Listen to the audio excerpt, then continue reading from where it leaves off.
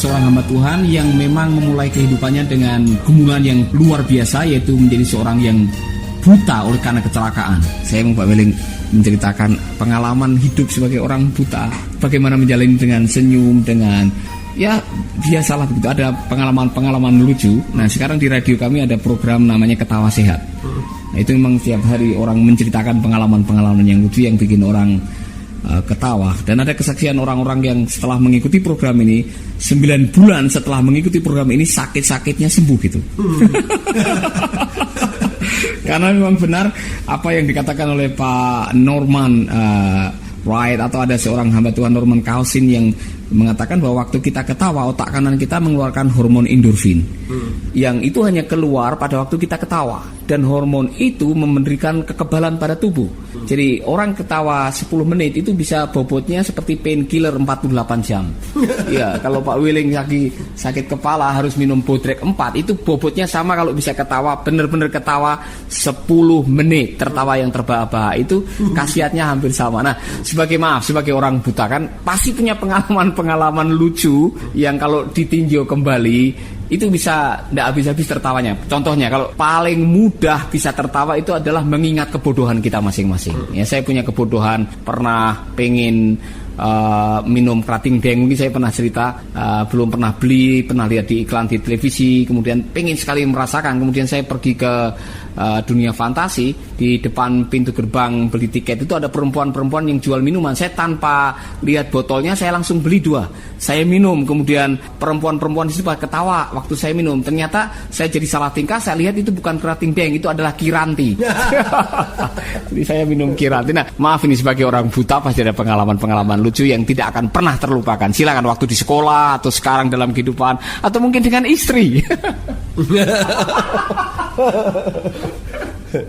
Iya, saya pernah punya pengalaman.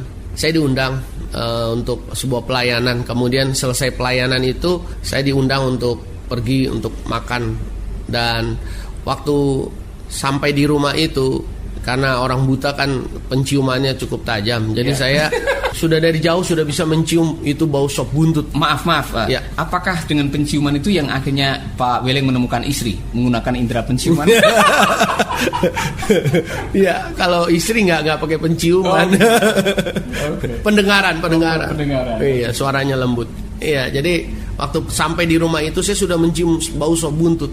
Cuma saya berpikir kalau saya makan 2 piring, wah nanti disanggap pendeta rakus. Tapi kalau saya makan sepiring, rasanya pingin nambah karena wanginya enak sekali, dan saya suka dengan sop buntut itu. Dan waktu saya masuk dengan seluruh panitia dan makan dimulai dengan doa makan. Setelah makan lagi enak-enak, tiba-tiba lampu mati. Semua orang tidak bisa makan. Nah saya tetap makan karena saya orang buta. Saya tetap makan, saya bisa makan, dan saya makan enak semua dan enak. Dan selesai saya makan, lampu nyala.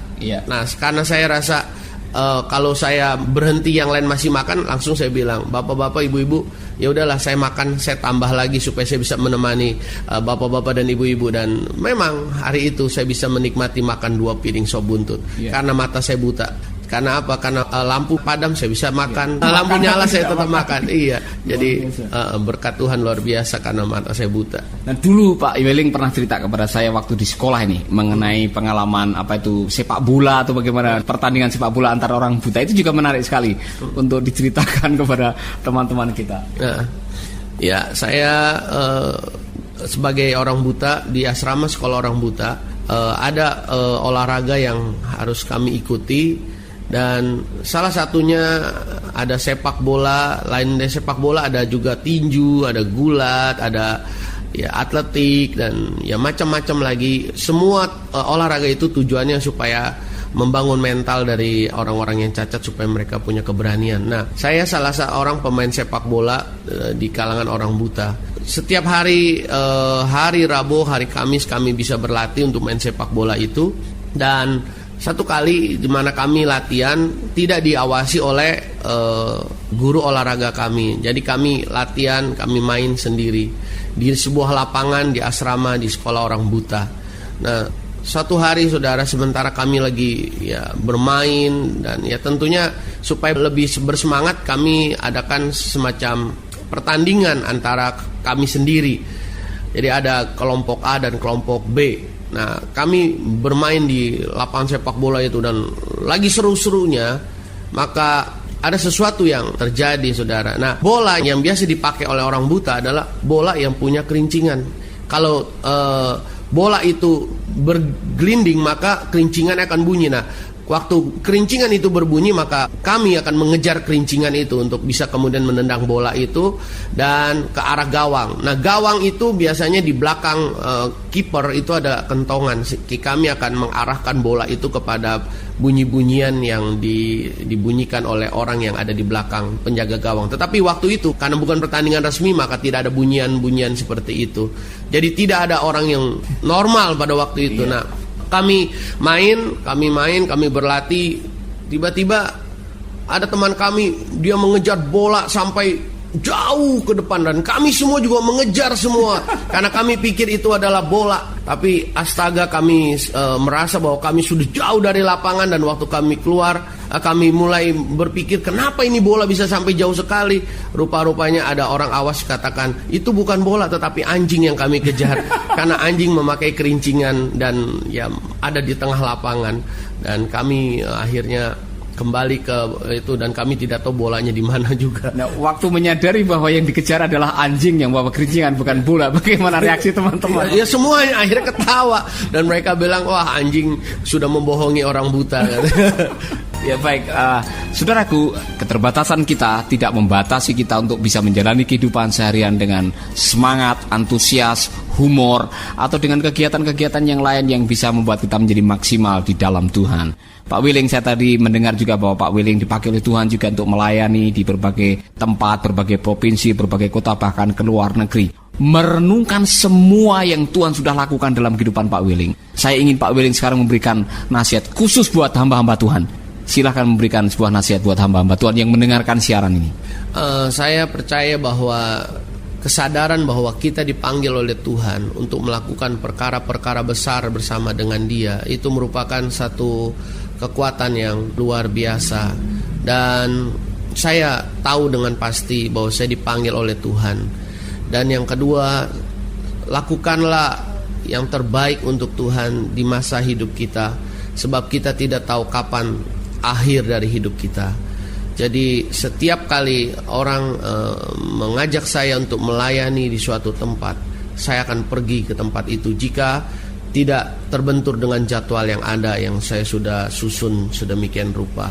Karena saya tahu mungkin itu adalah pelayanan saya yang terakhir, maka saya akan lakukan itu, dan saya lakukan yang terbaik. Yang ketiga, percayalah bahwa Tuhan tidak pernah melupakan hamba-hambanya. Dia pasti akan campur tangan dan menolong, dan Dia akan memberkati segala keperluan dan kebutuhan kita. Yang keempat, saya percaya bahwa suatu hari kelak saya akan memiliki harta di sorga. Jadi saya hari ini saya berjalan ke sana kemari, saya berkhotbah dari desa ke desa, kota ke kota.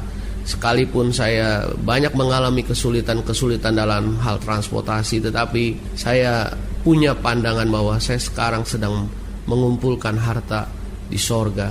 Suatu hari saya akan kembali ke sorga, dan saya akan menikmati harta yang Tuhan janjikan. Dan apa yang Bapak katakan adalah benar, bahwa pelayanan Bapak yang telah memberkati orang, mengubahkan kehidupan orang, mendorong seseorang, memulihkan kehidupan seorang itu tidak bisa diukur dengan uang. Nilainya hanya bisa diukur oleh surga, istilahnya. Jadi kalau Bapak mengharapkan suatu saat akan mendapatkan apa yang sudah Bapak tabur, yaitu menuai sebuah nilai kekal yang akan dinikmati, itu akan Bapak dapatkan. Saya yakin itu akan Bapak dapatkan, dan Bapak adalah orang-orang yang menjadi kandidat untuk mendapatkan itu. Nah, ngomong-ngomong nih, maaf, umur berapa sekarang Pak Willing? Sekarang umur saya 44. Sudah 44 tahun, maaf nih, kalau Tuhan memberikan kemurahan, dikasih bonus sampai 90 tahun, sisa hidup Bapak ini mau digunakan untuk apa? Apakah ada visi ke depan? Ada sesuatu yang Tuhan taruh di dalam hati yang sampai hari ini belum terlaksana, Pak? Sampai hari ini saya masih punya cita-cita untuk membawa sebanyak mungkin jiwa-jiwa untuk berdiri di hadapan tahta Allah, seperti tertulis dalam Wahyu 7 ayat 9 bahwa ada jutaan orang akan berdiri di hadapan tahta Allah di suatu hari kelak. Dan saya rindu ada banyak jutaan orang bisa berdiri bersama saya di hadapan tahta Allah di suatu hari. Luar biasa Pak Wiling. Sebelum kita akhiri nih, kalau saya minta sekali lagi, ini mungkin sedikit masalah pribadi. Di tengah-tengah pergumulan dalam pelayanan, di tengah-tengah pergumulan dalam rumah tangga, pergumulan untuk masa depan dan sebagainya, ada enggak ketakutan dalam hidup sekarang ini? Ketakutan pasti ada, yaitu ketakutan untuk hari tua nanti. Tetapi saya percaya bahwa Tuhan akan mengatur semuanya, dan saya percaya Tuhan akan memberkati. Maaf, lebih terperinci lagi Pak Wiling. Ketakutan apa aja hari tua? Mungkin takut kalau ditinggal istri, misalkan kan takut kalau apa-apa seperti itu. Ya. Ketakutan di hari tua nanti, saya hanya berpikir bagaimana kehidupan saya jika ditinggal istri saya dan di suatu hari nanti. Makanya sampai saya berdoa, saya bilang sama Tuhan, kalau mau mati duluan saya daripada istri saya. Itu kan kemauan manusia, ya kan? Seandainya kemauan Tuhan berbeda, bagaimana? Masa kemudian mau menyesali dan sebagainya? Nah, itu yang membuat sedikit khawatir dan ketakutan. Pernah memastikan kepada istri enggak?